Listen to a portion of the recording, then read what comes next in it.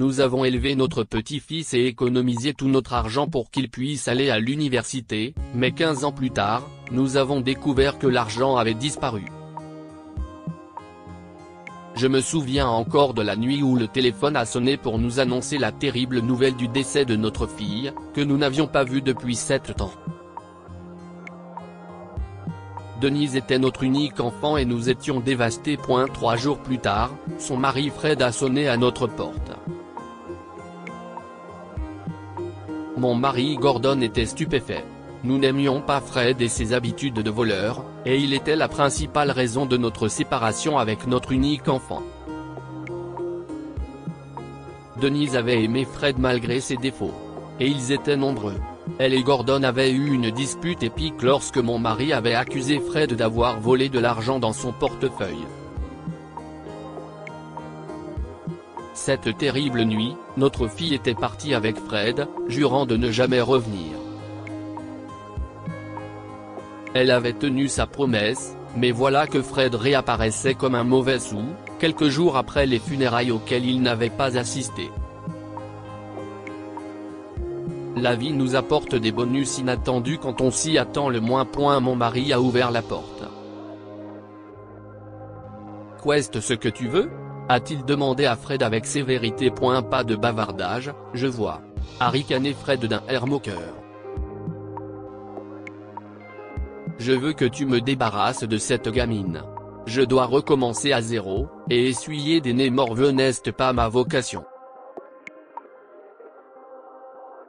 J'ai dépassé Gordon pour me mettre devant Fred. Boîte ? Qu'est-ce que tu veux dire ? Denise a eu un bébé ? Ouais, a dit Fred en pointant son pouce vers sa voiture garée dans notre allée sous le chaud soleil de l'Arizona. Il est dans la voiture. Tu le prends ou je le dépose aux services sociaux ? Mais avant même qu'il ait fini de parler, je l'ai écarté et je me suis dirigé vers la voiture. Assis dans un siège auto pour enfants, il y avait un petit garçon d'environ 3 ans, avec d'énormes yeux bleus et des boucles dorées. Bonjour. J'ai dit doucement. Le garçon m'a regardé et a retiré son pouce de sa bouche. J'ai entendu sa petite voix claire pour la première fois. Tu es ma grand-mère Tessa ? A-t-il demandé. Oui, ai-je répondu. Je le suis. Il a hoché la tête solennellement, m'a regardé et a répondu, papa a dit que je vivrai avec vous maintenant que maman est partie au ciel, si vous voulez de moi. Oh nous te voulons, ai-je répondu, sentant les larmes inonder mes yeux. Quel est ton nom ? Je m'appelle Gordy, a-t-il dit en tendant sa petite main dégoûtante pour que je la serre. J'ai 3 ans. Et si est tout.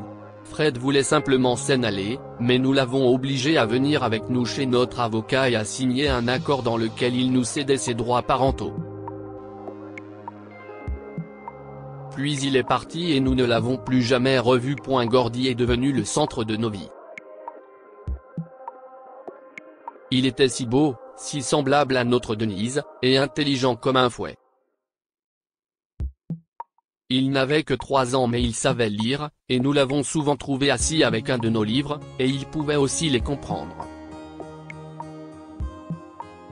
À 7 ans, il avait lu tout ce que nous avions et avait parcouru la moitié de la bibliothèque publique locale. C'était un enfant robuste et actif qui aimait aussi courir partout et être avec ses amis, mais sa passion était la lecture, surtout les mystères et les romans de science-fiction. Il est intelligent, a dit Gordon un jour, peu après que Gordy soit venu vivre avec nous. Il est vraiment intelligent, nous devrions commencer un fonds de collège. J'ai rigolé. Allez Gordon, il n'a que 3 ans. Gordon a secoué la tête lentement. Écoute, Tessa, il va aller à l'université, et nous ne sommes pas riches. Nous sommes une paire de vieux retraités, et nous devons commencer à économiser pour que l'argent soit là quand le moment sera venu. Nous avons économisé ce que nous pouvions, mais ce n'était pas beaucoup, alors Gordon a pris un emploi à temps partiel comme agent de sécurité, et j'ai commencé à fabriquer des poupées de chiffon avec des chutes de tissu et à les vendre au marché aux puces locales. L'argent a commencé à s'accumuler, et lorsque Gordy a eu 17 ans, nous avions presque 36 000 $.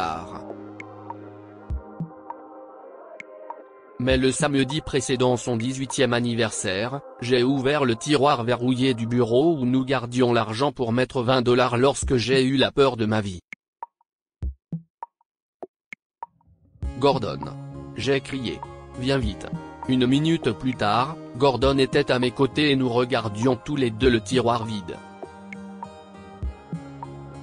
Il était verrouillé, j'ai assuré Gordon. Nous avons été cambriolés. A crié Gordon, et a attrapé le téléphone. Une heure plus tard, nous racontions notre histoire à 2 policiers. C'était dans le tiroir, plus de 30 000 $. S'est exclamé Gordon. L'un des policiers a secoué la tête et s'est pincé les lèvres. Vous auriez dû le garder à la banque, a-t-il dit judicieusement. Mais Gordon s'est redressé de toute sa hauteur. Mon grand-père gardait son argent à la banque et quand le crash est arrivé en 1929, il a tout perdu. Je ne fais pas confiance aux banques. Juste à ce moment-là, on a entendu le bruit d'un klaxon, et j'ai regardé par la fenêtre. Il y avait Gordy au volant d'un tout nouveau SUV, comme celui que Gordon avait choisi. Sortez, a-t-il crié joyeusement en sautant de la voiture. Où as-tu trouvé ça ? Je me suis exclamé, en regardant la voiture rutilante. Oh, a répondu Gordy avec nonchalance, j'ai utilisé l'argent de mes études, je l'ai acheté content et j'ai fait une bonne affaire. L'argent de ton université ? Gordon a rugi, outré. C'était pour le collège.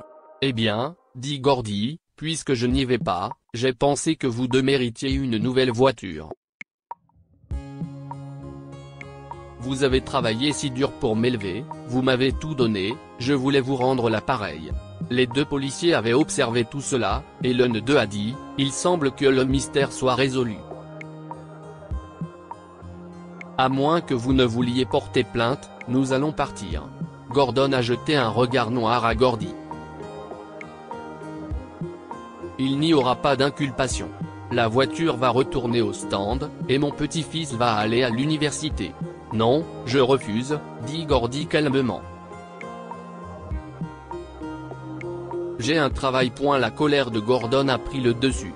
Son visage gonfla dangereusement et devint violet. Tu ne vas pas faire un boulot sans avenir comme moi, en gagnant 12 $ de l'heure. Non, dit Gordy en souriant et en sortant une liasse de papier plié de sa poche. Game Over vient d'acheter le concept d'un de mes jeux pour 300 000 $ et je vais travailler avec eux pour le préparer au lancement.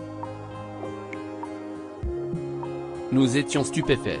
Cela faisait des années que Gordy bricolait avec son ordinateur des jeux basés sur ses romans de science-fiction et d'Agatha Christie préférés, mais nous ne les avions jamais pris au sérieux. Maintenant, il était sur le point de devenir une star du développement. Écoute, dit Gordy.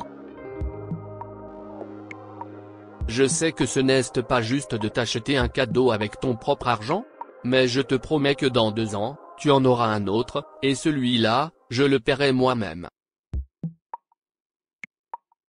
Gordy a tenu parole et, 2 Noëls plus tard, il nous a offert une nouvelle voiture, une nouvelle maison et une merveilleuse croisière mondiale pour que nous puissions enfin profiter de notre retraite. Il a maintenant décidé qu'il voulait aller à l'université, au grand soulagement de Gordon, et l'argent n'est plus un problème. Vous avez aimé cette histoire ?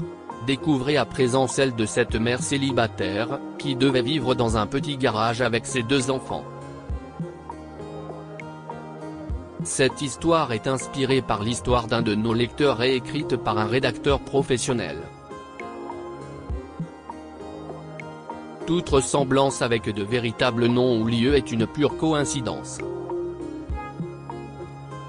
Toutes les images sont utilisées uniquement à des fins d'illustration. Partagez votre histoire avec nous. Elle changera peut-être la vie de quelqu'un. Si vous souhaitez partager votre histoire, envoyez-nous un mail à info@amomama.com.